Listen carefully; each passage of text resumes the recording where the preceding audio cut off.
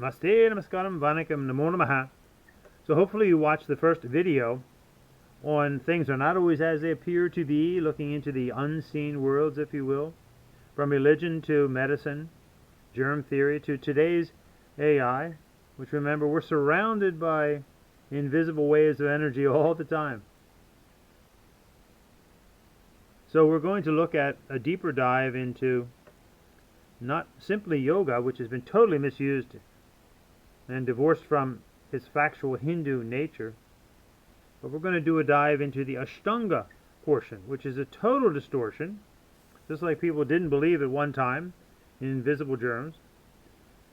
Today's Astanga Yoga is totally antithetical to what is real Ashtanga Yoga. So remember, in life, we have gone from things that we thought were absolutely true, like smoking was good for you, to the realizing of how dangerous it is for you. So too today.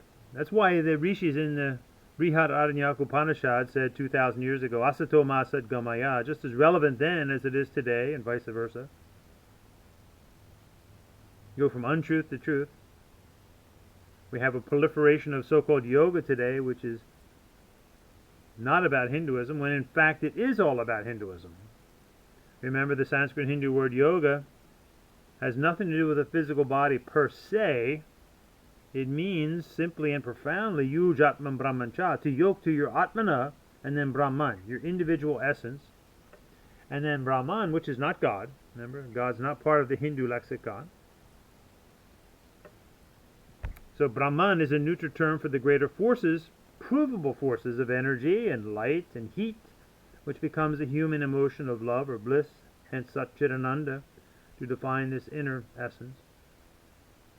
And the means by which Hindus achieve that Atma Darshana, or soul realization, if you will, soul is different because it's connected to the body, it's Atma Darshana, is by following the classic Hindu yogas, Karma Yoga, Bhakti Yoga, Raja Yoga, Gyan Yoga, Hatha Yoga, Mantra Yoga, Japa Yoga, Nada Yoga, Nata Yoga, Kundalini Yoga.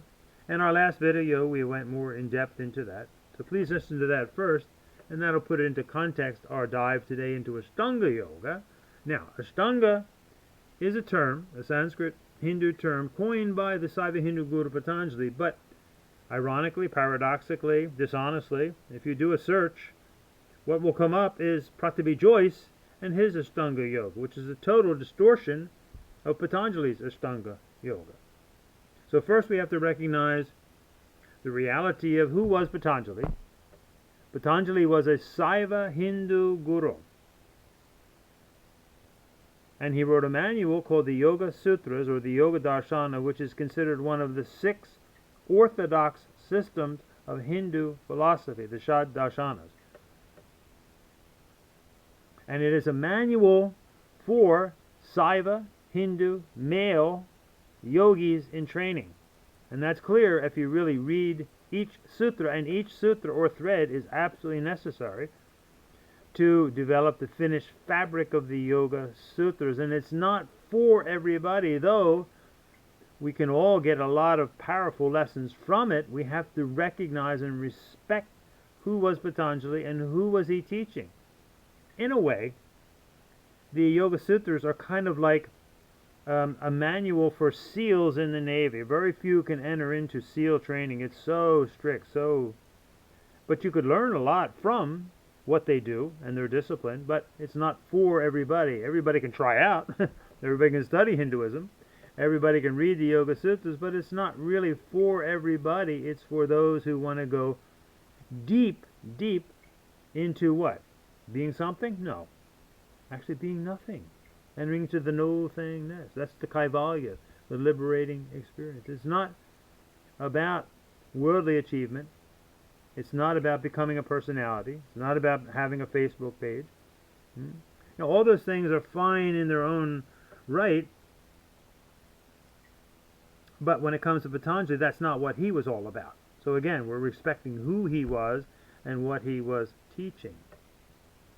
So in these classic Yoga Sutras, there's a small portion at the end of the second pada. There's 4 chapters or padas, and the beginning of the third pada. It's called the Ashtanga portion. So to take that out of context right away, there's a major error right there. One has to read the entire Yoga Sutras to get the full picture, if you will, the full fabric, weaving all the threads together.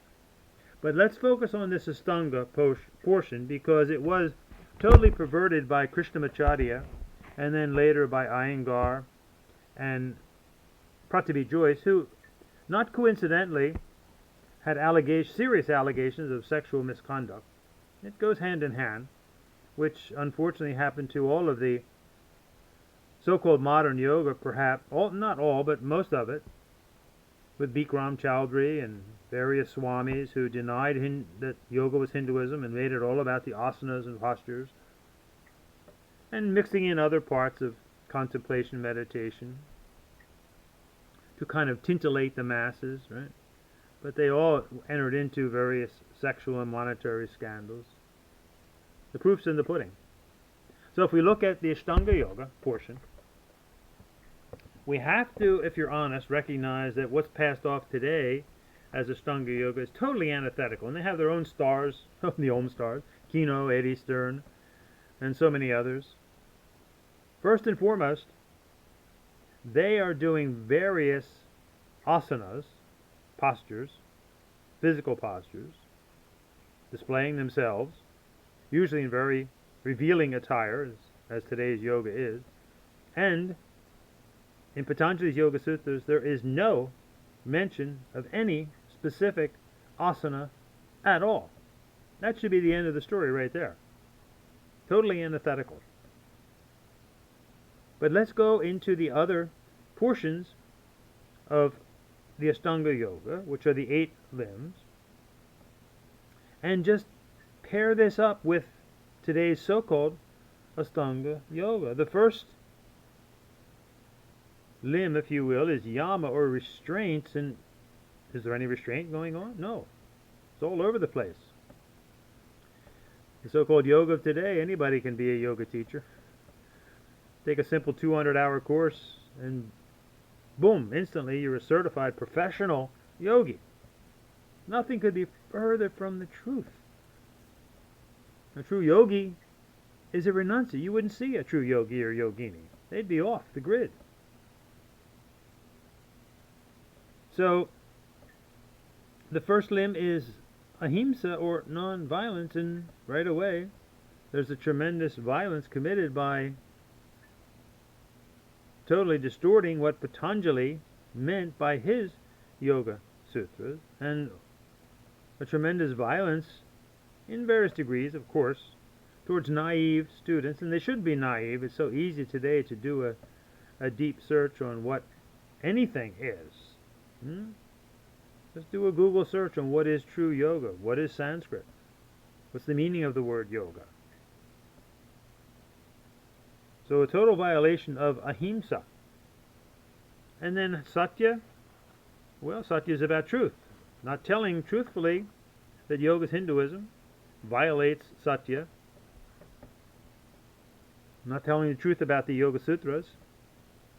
Obviously, there's no specific asana at all, so therefore it's a total falsehood. Then we have asteya, non-stealing. Obviously, they're stealing the tradition, totally reinterpreting it to suit their modern agenda. Brahmacharya? Brahmacharya, every Hindu knows that brahmacharya is celibacy. Brahmacharya patishtayam virya labhyaha. According to Patanjali, that will make you manly, virya, give you great vitality by being celibate. So he was teaching young male, celibate gurus in training. Now, typically the females would teach females and males would teach males. That's the way it worked. So are these teachers advocating, are they brahmacharis? Are they celibates? Are they advocating celibacy? No. Again, there's nothing wrong with being a householder and following the Hindu religion and doing hatha yoga, etc. But that's not what Patanjali was teaching. Always keep that in mind, of what he was teaching. There's nothing wrong with not going in the military, or going in the military, going into the Navy, for example. But if you're going to go into Navy SEAL training, that's a whole different ballgame. You can't distort the truth of what that is, and that's what's being done today to Patanjali. And then aparigraha, non-receiving. today's so-called Astanga Yoga is all about receiving. Receiving clicks, likes, showing off one's body, physical form, receiving money, of course, making 6 figures as a yoga teacher, aparigraha, non-receiving. And Patanjali was so severe in this that it's clear, aparigrahastaire janmakatam tasambodha, that he wanted them to transcend even their own self, if you will, their own outer self, their own physical body, because they go so deep within that they realize their previous life. Already we're getting into a whole world view. So again, here's where it's a denial of truth or satya. Hinduism, yoga is a whole different world view than Christianity, for example. And some claim they're still Christians, like, following Jesus. Whether she still does or not, I don't know. But aparigraha is recognizing that there is an understanding of samsara or reincarnation, and this is not a Christian belief. It's not a Jewish belief. It's not a Muslim belief. So to not tell students right off the bat that they're entering into a whole world view here is totally dishonest, disrespectful. Now when it comes to the yamas, wow. Here's again to show how severe Patanjali was, because he was training renunciate gurus and training. This is not even for the average Hindu, much less the non-Hindu. But though we can learn from it, because Saucha, Svanga Jagupsa Pairaira Samsargaha, is about developing a disgust, Jagupsta, for one's physical body and the bodies of others. Wow. Enough said right there. Today's Astanga Yoga is all about my body. Look at my body. Look at what I can do. Look at my smile. Look at the wonderful postures I can do. If one wants to do that and keep them to themselves, fine, but that's not what Patanjali was advocating. He was advocating something that goes beyond the body. See, the goal here is Atmadarshana. Saucha. Then we have Santosha, and then Tapa.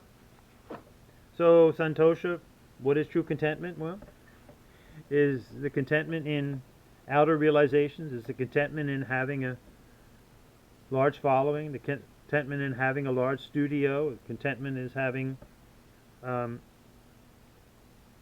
great likes and clicks, etc. Right? Is that what he meant by Santosha? Supreme joy, contentment? And yes, many of these people are very dedicated to their physical postures, which is wonderful in and of itself, right? But that's not what Patanjali was talking about when he talked about tapas. Tapas for the yogi is, read Hatha Yoga Pradipika, of what a true yogi goes through for at least a year. You're totally off the grid. So it's an insult to be calling yourself a yogi or a yogini, even within Hinduism. Yogis are renunciate celibates, but not every Hindu does that, and even the celibates, like the brahmacharis, they have a period of renunciation in the yogi phase, but when they become swamis, for example, then they have to give up the title of yogi, because no longer are they living off the grid in the forest, barely eating. That's tapas. Now they don't have the right, even the swamis don't have the right to call themselves yogis anymore. Now, here's a nuance that we have to recognize. All Hindus are yogis and yoginis in the sense that they follow the classic Hindu yogas, but the title, and even that's vague, because a true yogi wouldn't even accept the title. They're a nobody. They're a nothing. The true yogi or yogini is off the grid. You wouldn't really see them unless you're fortunate enough to go back into the forest, for example, and find yogis, yoginis in caves or on isolated beaches. This is when you're giving up the material world. And some stay that way, and you never see them, really, or they just pass away. And others come out of that experience and then become teachers. That's really what a swami is, when they come out of that experience and have a teacher. So it's truly insulting to call oneself a yogi or yogini and never having, first and foremost, been a Hindu, followed the disciplines, been off the grid, really suffered, didn't care if you lived or died. That's really what Patanjali was teaching here. So tapas is something else more than just serious physical discipline. It's mental, emotional, So then from tapas, we go to svadhyaya, self-study. And what's the purpose? Ishtadevata samprayogaha. According to the Saiva Hindu Guru Patanjali, the purpose of your self-study is to connect to a Hindu deva or devi. That's what an Ishtadevata is. An Ishtadevata is not Jesus, it's not Allah. It's a chosen or valued Hindu deity. Boom. There you go. Today's Astanga Yoga, totally antithetical to that. Ishtadevata samprayogaha. In Hinduism, every Hindu has their chosen or valued deity. Could be Ganesha, could be Muruga, Krishna, Hanumanji. And then finally, Ishvara Pranidhana Samadhi. Because he was a Saiva Hindu Guru, he recognized that his devotees would have their Ishtadevatas, but because you were studying with him as a Saiva Hindu Guru, that you would have to have great devotion to Shiva. If you wanted to learn more about Vishnu, you go to a Vaishnava Guru. That's the way it works. Ishtadevata, Ishvara Pranidhanaha. And we have to recognize that in Hinduism, Ishvara is only Shiva, Vishnu, or Brahma. And it's clear from all the backstory of Patanjali, his mythological creation, if you will, and being born in the Nataraja Chidambaram Mandir area, that he was fully devoted to Shiva, and also his Guru brother was Tirumular, who wrote the famous treatise all about Shiva, nobody else.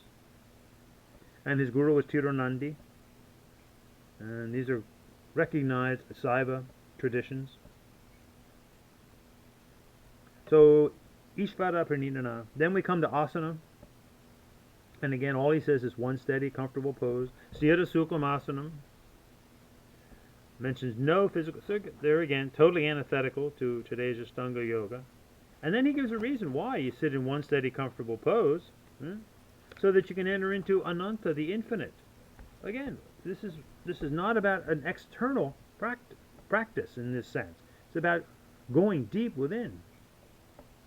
And then what? Transcending duality, dvandava, anabhigataha.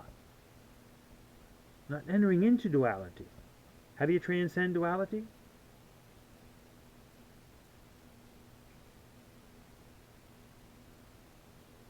By keeping silent. The first word, the first thought. You're already into duality. You can have fun with Vedantas, for example. Want a lesson in non-duality?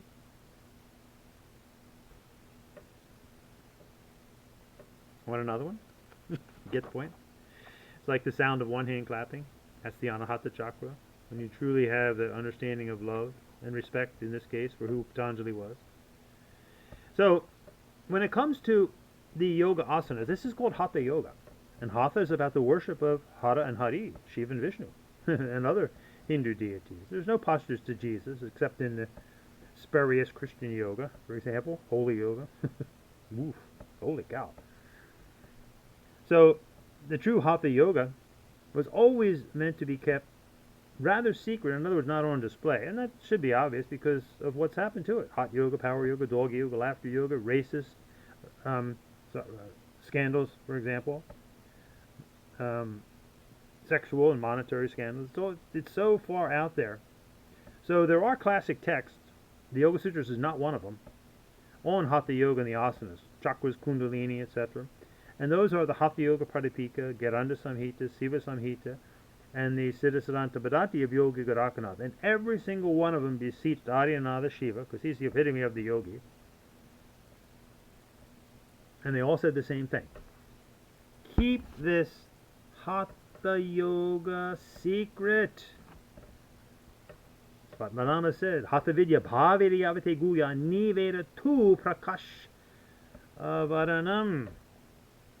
For obvious quote-unquote reasons. So the purpose of the asana is to go into the infinite.